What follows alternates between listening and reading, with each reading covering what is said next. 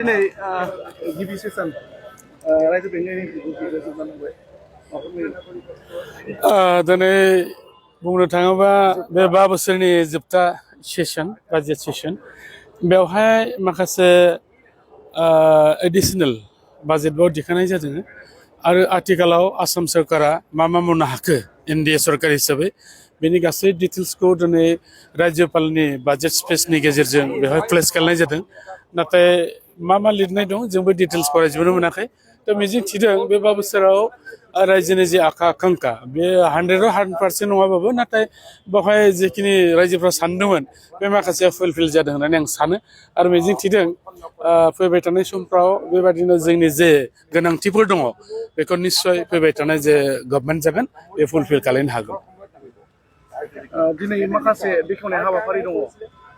बेनि समाव दिनै मा बेखेवनाय हाबाफारि लादों जिहेतु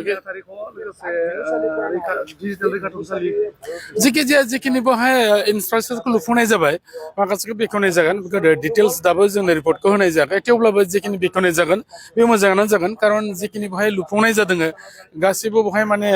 गोनांथि जानायफोरखौ बाव लुफुंदों आं सानदों बे माने गासै मावख'नि थासारिफोरखौ नायनानै बेवहाय फुलफिल खालामनो थाखाय बेखौ लुफुंनाय जादों।